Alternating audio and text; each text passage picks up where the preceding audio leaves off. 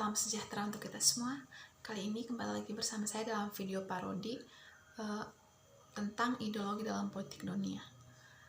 Sebelum kita melangkah ke cerita dari buku ini, izinkan saya untuk memperkenalkan diri. Nama lengkap saya Melania Jahanur.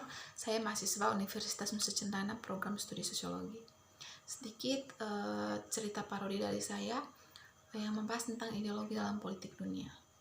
Hai sobat-sobat dan kawan-kawan semua, ada video parodi baru kali ini dari saya tentang ideologi dalam politik dunia. Dan cerita ini hanya untuk menghibur dan tidak untuk menyinggung atau untuk menceritakan pihak tertentu. Selain menghibur, video ini juga akan ada maknanya loh untuk kita semua, karena ceritanya diambil dari cerita tentang kehidupan bermasyarakat, baik sebagai pemimpin maupun rakyat biasa. Selamat mendengarkan, semoga terhibur. Yang pertama, kampanye pembangunan jembatan.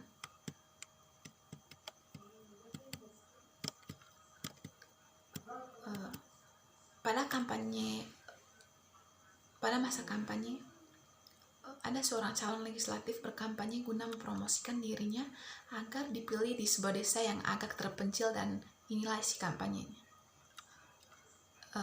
Bapak-bapak, ibu-ibu, jika saya terpilih nanti, saya akan membangun jalan dan jembatan agar akses ke kampung ini lebih mudah untuk menjual hasil pertanian ke kota. Ibu, di kampung kita tidak ada sungai, jadi untuk apa dibangun jembatan? Jangan khawatir, jika tidak ada sungai di kampung ini, kita akan bangun jembatan sekaligus dengan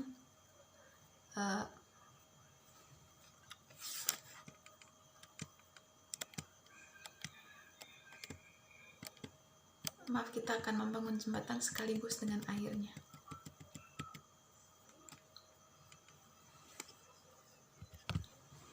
Yang berikut, kampanye dari pintu ke pintu.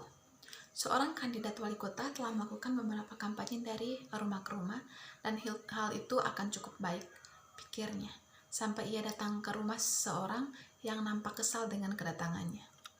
Setelah pidato singkat oleh kandidat, orang-orang di rumah itu mengatakan, "Memilih untuk Anda, saya lebih suka memilih iblis."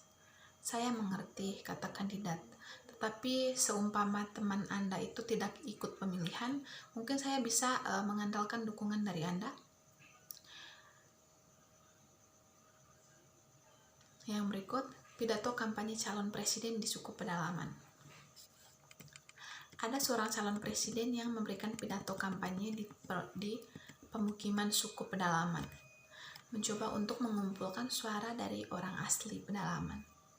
"Jika terpilih, saya berjanji memberikan fasilitas pendidikan yang lebih baik bagi penduduk asli di sini," katanya. Kerumunan berjalan liar, berteriak, "Hoya, hoya." Calon presiden itu tidak tahu apa arti kata itu, tapi dia mendapati bahwa massa terlihat bersemangat, sehingga ia melanjutkan, "Saya berjanji akan mengusulkan undangan-undangan yang memungkinkan sebuah pabrik dan lapangan kerja yang akan dibangun di lokasi ini," katanya. Kerumunan mendapatkan bahkan semakin menggila, dan terus berteriak, "Hoya," berulang-ulang. Didorong oleh sorak-sorai, ia menyelesaikan pidatonya. "Dan jika terpilih, saya berjanji akan menjamin perawatan kesehatan dan pekerjaan pilihan yang lebih baik untuk penduduk asli di sini." Kerumunan di puncaknya menghentak-hentakan kaki mereka dan berteriak, "Hoya, hoya, hoya." Pidatonya selesai. Orang itu berjabat tangan dengan beberapa warga asli, mencium beberapa bayi, dan memutuskan untuk pergi melanjutkan kampanye ke tempat yang lain. Dalam perjalanannya masih di sekitar wilayah yang sama, calon presiden ini kemudian melewati kawasan besar ternak dan berkata kepada pemandunya, "Aku dibesarkan di sebuah peternakan dan aku selalu mencintai ternak. Keberatan kalau aku pergi dan melihat lebih dekat?" "Tentu," kata pemandu, "tapi harap hati-hati agar tidak menginjak hoya."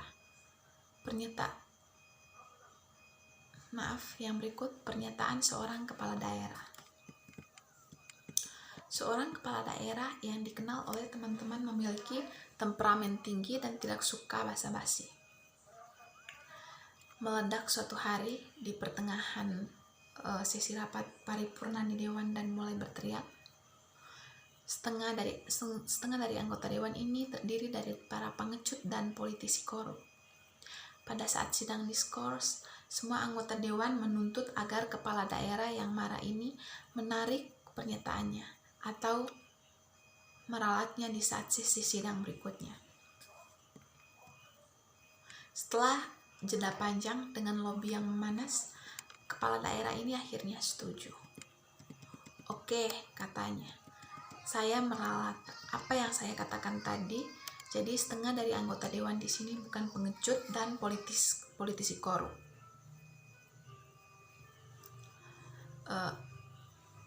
Yang berikut kata kunci dalam pemilihan umum. Kata kunci dari pemilihan umum satunya adalah perubahan.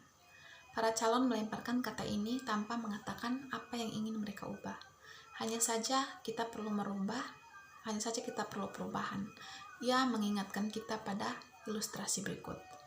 Bertahun-tahun yang lalu, ada kisah lama di marinir tentang seorang letnan yang memeriksa marinirnya dan mengatakan kepada komandan peleton bahwa mereka berbau busuk. Letnan itu akhirnya menyarankan perubahan agar mereka mengganti pakaian dalam mereka. Komandan peleton menjawab, "Siap, Pak, saya akan segera memeriksanya." Dia masuk ke tenda dan berkata, "Letnan menganggap kalian berbau busuk dan dia ingin perubahan agar kalian mengganti celana dalam kalian. Jono, kau berganti dengan punya Budi. Nando, kau berganti dengan punya Anton. Banu, kau berganti dengan punya Totok. Ganti, mulai." Dan moral cerita ini adalah seorang kandidat mungkin menjanjikan perubahan di ibu kota, tetapi baunya busuknya akan tetap sama saja. Yang berikut, lebih baik ke TPS daripada di rumah.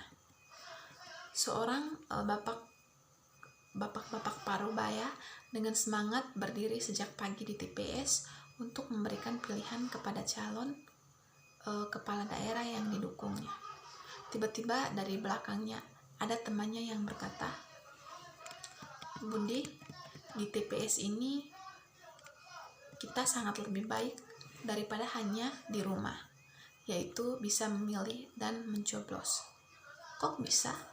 Emangnya kalau di rumah bagaimana?" "Di rumah kita hanya bisa mencoblos, namun tidak bisa memilih," kata temannya dengan muka lesu. Yang berikut mahalnya tarif pengacara kasus korupsi. Setelah ditangkap karena korupsi, seorang pejabat menyewa pengacara terbaik. Setelah ditangkap karena korupsi, seorang pejabat menyewa pengacara terbaik. "Dengar," pejabat itu berkata, "aku punya hampir 100 miliar rupiah tunai dalam brankas bank saya. Anda bisa membebaskan saya?" Pengacara mengatakan, "Percayalah sobat, Anda tidak akan pernah masuk penjara dengan uang sebanyak itu." Dan benar saja, dia tidak masuk penjara dengan uang sebanyak itu. Dia masuk ke penjara dalam keadaan bangkrut.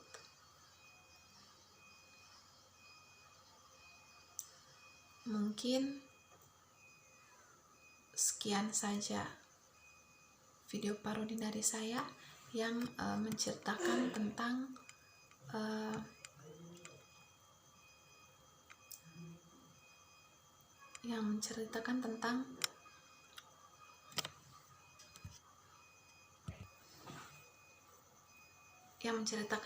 ideologi dalam politik dunia. Mohon maaf jika ada kata-kata yang kurang berkenan di hati kita semua, dan mohon maaf jika video ini kurang berkenan di hati kita semua, karena atas dasar kata-kata dari isi video ini saya ucapkan mohon maaf. Sekian dan terima kasih.